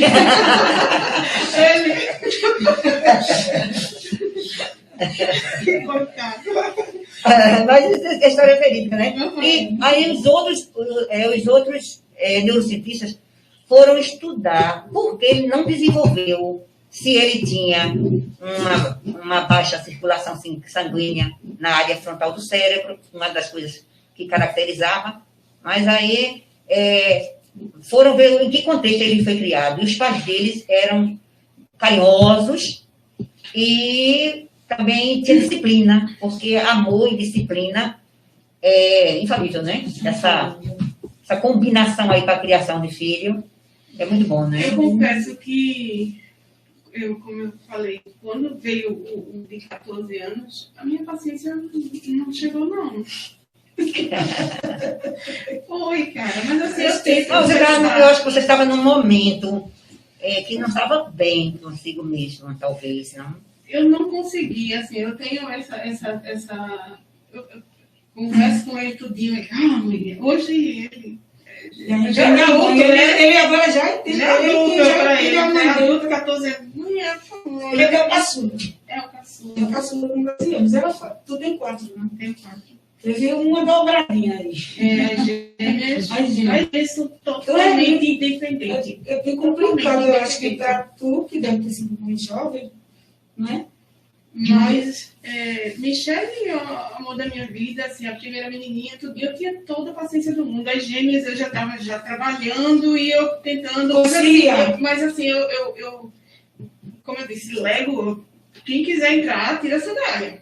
Porque Lego é uma formeia, porque Lego era todo. Para você ter ideia, desenho é ordem lá em casa. Primeiro lugar, desenho. Eu, como tenho um Google Play, eu vou pro meu cantinho, assisto o meu jornal. Mas desenho é o primeiro lugar, porque assim, eu sentia falta de desenho quando criança. Meu avô não deixava assistir desenho. Aí eu deixo a minha filha assistir desenho. Quando foi... Ela assistiu Giovana, sempre Giovana, ainda ontem a gente estava pensando nisso. Ela assistiu Tom e Jerry. Aí um dia eu fui trabalhar, justamente no turismo. Quando eu volto, aí eu, quem fez esse buraco na parede? Aí, mãe, eu deixei, Giovana estava na paz de Deus aí, ela com o martelo, fez um buraco. Eu, minha filha, o que aconteceu aqui? Conta pra mãe, ela, mãe, a Jerry tem que entrar. Tá explicado. Mas eu sempre deixei. Paula, olha, essa alma de educador que busca saber antes de condenar, né? Porque normalmente os adultos, eles têm sempre uma pedra aí lá para condenar o comportamento das crianças, né? Houve um tempo que cheguei na sala de aula e tinha uma menina que não tirava o livro, estava lá toda molinha, e eu olhava para ela e ela não reagia. Aí o nome dela era Miriam. Eu disse, Miriam, tira aí o livro para a gente ler. Aí ela, com aquele olho assim para mim, aí me diz assim, tia, a mãe dela morreu. A mãe dela morreu. Eu fiquei assim, né?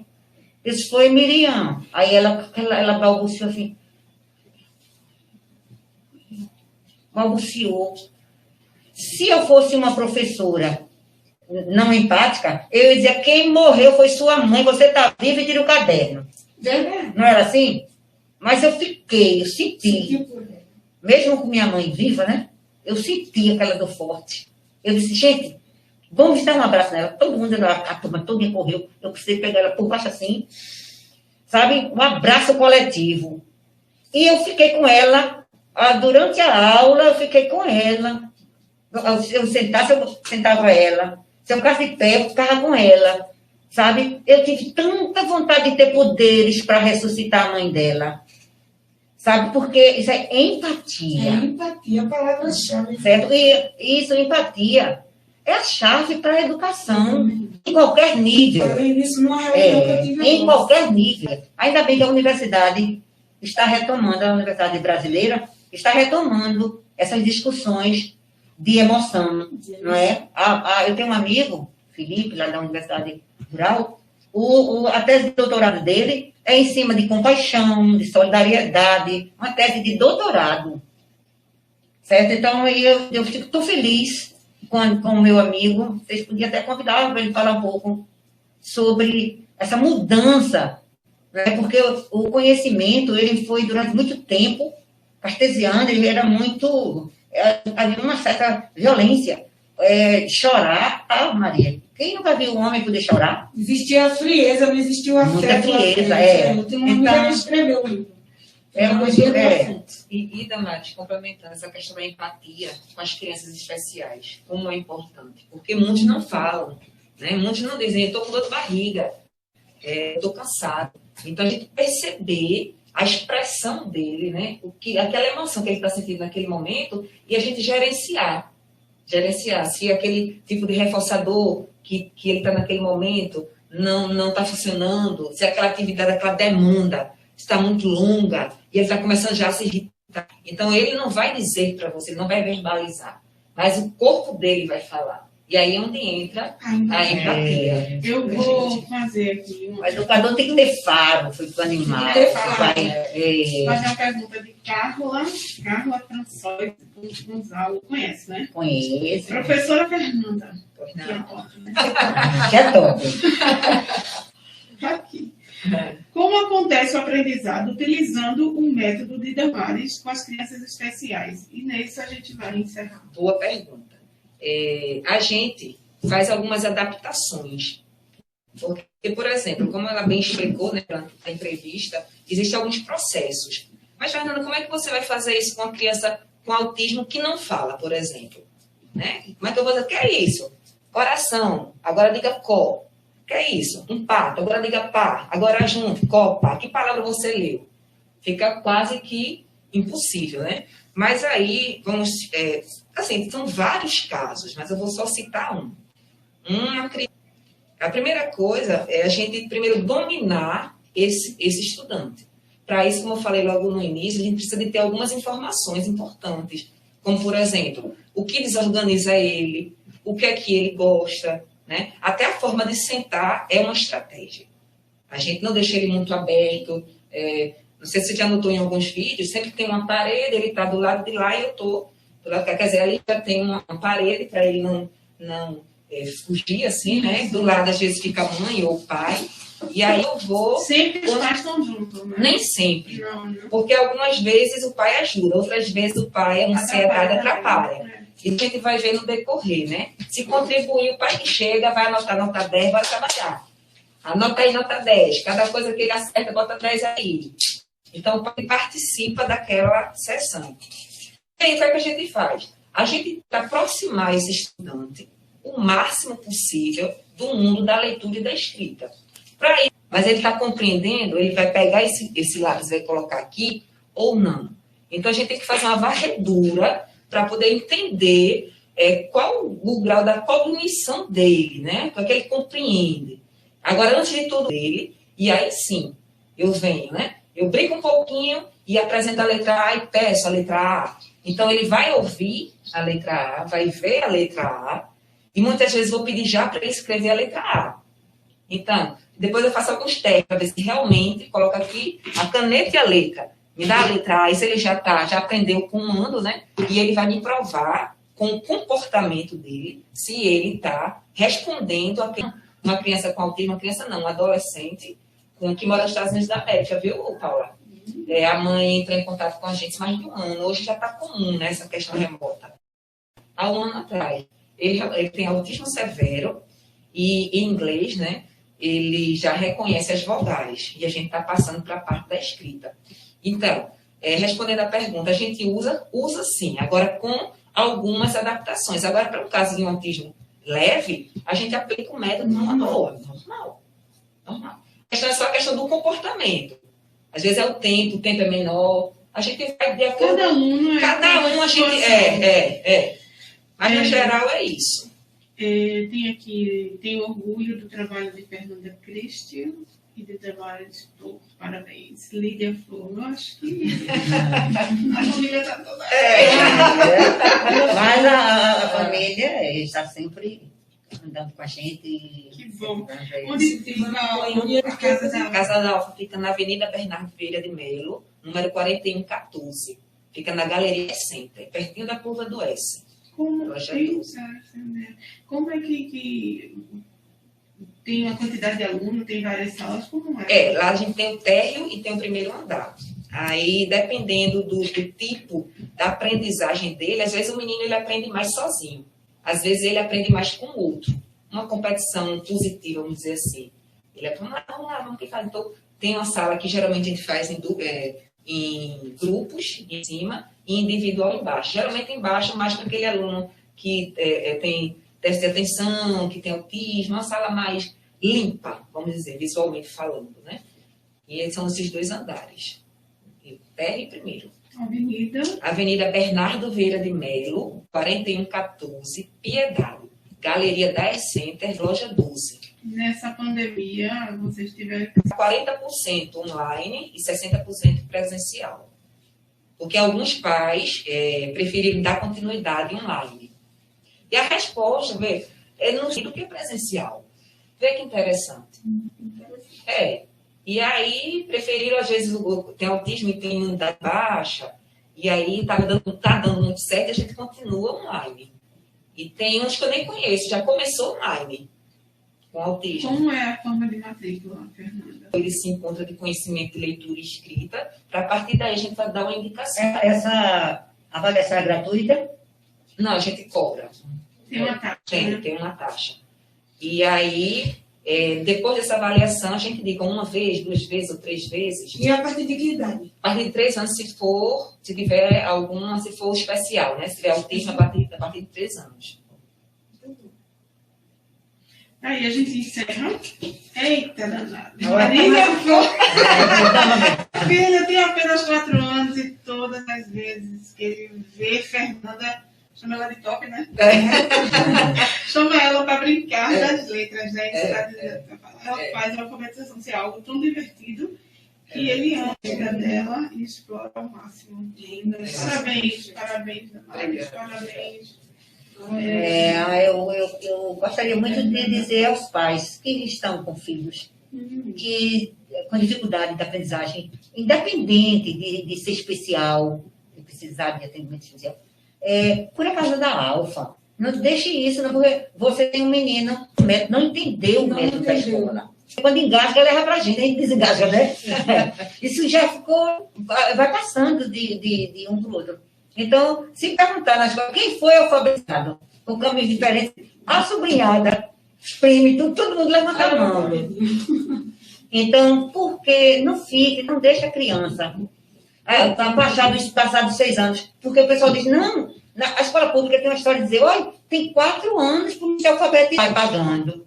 Coloca uma criança, não tem esse negócio de passar 4 anos para aprender a ler, não. É só na escola pública. Então, não aceite isso. Se seu menino não está conseguindo, sua menina não está conseguindo aos 6 anos, porque aos 5 anos o menino tem um crescimento cerebral enorme, né? Assim, cognitivo, certo? Então, é o momento de alfabetizar. É muito bom aos 5 e 6 anos. Então, leva para casa da alfa, certo? Porque não vai ter problema, esse menino vai se alfabetizar rápido e ser devolvido. O paralelo. Ele não se perde mais. E agora, Fernanda fazendo esse trabalho online, o aluno nem precisa ir à casa da alfa para não ficar cansado. Ela faz aquele atendimento 1 hora, 2 horas por semana, e a criança vai, porque eu fico triste quando eu vejo uma criança inteligente, sem comprometimento, 2º ano, eu conheço um adolescente que está no 9º ano pela pequenininho. Ele foi para o infantil, maternal na escola. E de cara a mãe já atribuiu a escola. Aí trocou de escola. Colocou o menino numa escola até adventista.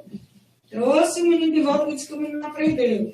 E ela vai atribuindo a tudo, menos a situação da criança, dessa incompatibilidade. Me preocupou. Era só no final do ano, ia na escola, só ia no final do ano.